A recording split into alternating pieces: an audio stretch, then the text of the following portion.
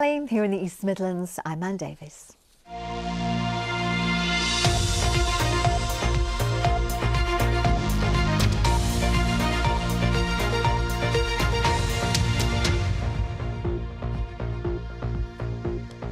Hello there, good afternoon, thanks for joining us. Well, first it's lunchtime here. An elite para-gymnast from Nottinghamshire is calling for airlines to make planes nut-free zones after experiencing an anaphylactic shock mid-air on a flight. 29-year-old Natasha Coates from Nuttall has a rare condition called mast cell activation syndrome, which can actually set off a life-threatening allergic reaction in an instant. Jodie Law has the story. Good afternoon and welcome to Erewash Valley Gymnastics Club in Derbyshire. This is where you'll find Natasha Coates training, perfecting her twists, turns and tumbles. Natasha, tell me about your condition and how it impacts you. I have a rare condition called mast cell activation syndrome, which affects my immune system and causes me to have life-threatening allergic reactions and also multiple allergies. At the end of last month, you were flying back from Paris after getting engaged. Congratulations. Thank you. What happened on that flight? Yeah, on the way back, despite making the airline aware that I had an airborne peanut and tree nut allergy, they chose to serve almond biscuits throughout the entire flight, which sent me into anaphylaxis in the air, and we had to use 2 EpiPens. How was that for you? It was absolutely terrifying. It was kind of the worst case scenario with travelling, especially when we'd taken every precaution possible to make it as safe as possible, and we'd had a good flight out previously. We hadn't expected that this airline would potentially kill me. And now you want airlines to do more to protect people like yourself who have nut allergies. I want nuts to be banned on all flights, the same as you do in schools and other places, because we're an inclusive community and people with food allergies should be able to travel safely without risking their life. Natasha, thank you. Well, we've contacted Air France about the incident that Natasha experienced. We're yet to receive a response, and you can hear more on Natasha's story on BBC East Midlands today at 6:30. We will indeed. But next here, a pony sanctuary in Leicestershire has been targeted by thieves just weeks after it was hit by fire. All the ponies are safe, but volunteers say it's really impacted the whole rescue centre, as Emma Snow reports.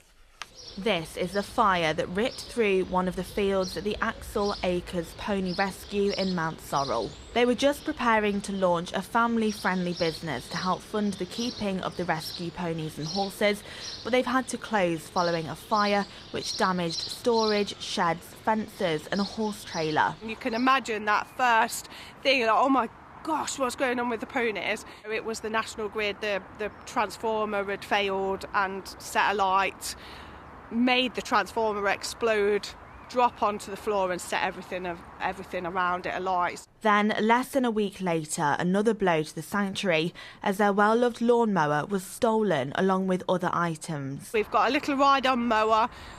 No, it's daft, but he's really sentimental to us. My little boy named him Tony. Yeah, so that was just a blow that we really didn't need because, you know, ride-on mowers are not cheap, they're not. And it's just money we haven't got in the pot to replace him. Leicestershire Police believe that the site was targeted by thieves between 3 p.m. on Saturday the 25th of May and 9 a.m. on Sunday the 26th of May. The force said no arrests have been made following the theft of the mower, but the family hopes it can be brought home. Somebody's been in and just taken our stuff when we're already really down after a massive fire, so we're just devastated. I wanted them to give him back because he was just really special to us. Now the sanctuary wants to raise money to replace their mower as they move forward from these incidents. Emma Snow, BBC East Midlands Today, Mount Sorrel in Leicestershire. Nottingham Forest and Nottingham City Council say they're having constructive discussions about the future of the city ground. The club wants to redevelop the site, which is leased from the authority, but a row erupted earlier this year when the council wanted to increase the rent. In a joint statement, they said confidential discussions are happening and they'll update us when they're ready.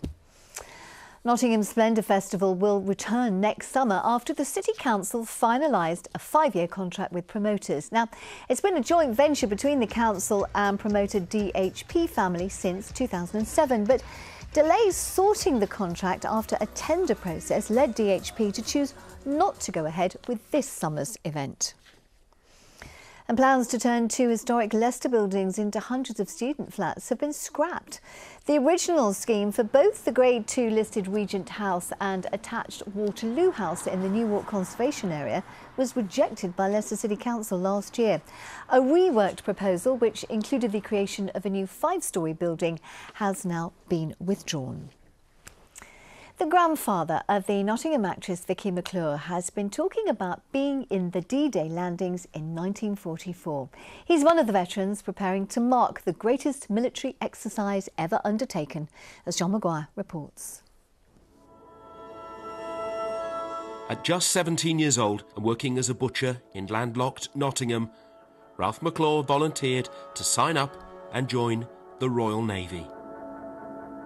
I didn't want to go to the army. I wanted to go to the Navy. But why the Navy? I don't know. I just what I wanted to. I wanted to be a sailor. We're meeting Ralph alongside his granddaughter, the actor Vicky McClure. In common with many veterans, he never spoke about his role on D-Day, but when he began to open up, the two of them travelled back to Normandy and to the towns Ralph helped to liberate. When this did come about and we did start learning more about his time, yeah, it was news to me because I didn't learn about it at school. I was really clear about that. I just, I think it's so important. There is a handful of people left now that were there that day, and he's one of them. And it's so important for kids and for everybody to know about the history. On D-Day, as the Allied invasion of northern France began, Ralph was the signaller on board one of these, a landing craft tank. The RAF did such a marvellous job. When the Stokers came across during the day, we just stood there and watched the RAF fetch them down. Nighttime offered no respite from the attack and defence, with the sky lit up like his hometown's famous annual fair. It was like, I always say, like Goose Fair. You could see all these traces going up and that. It was quite a sight. And after so many decades of reticence, he's now happy to recount his story to help us better understand exactly what happened and why. A plane that sat at the centre of a school playing field in Nottingham. It's been removed after 14 years. The aircraft at St John the Baptist Primary School in Colic was a bit of a local landmark. It became financially difficult, though, to maintain despite being renovated in 2020. But it's now set to be repurposed as artwork, although it'll remain a fond memory for children, parents and teachers.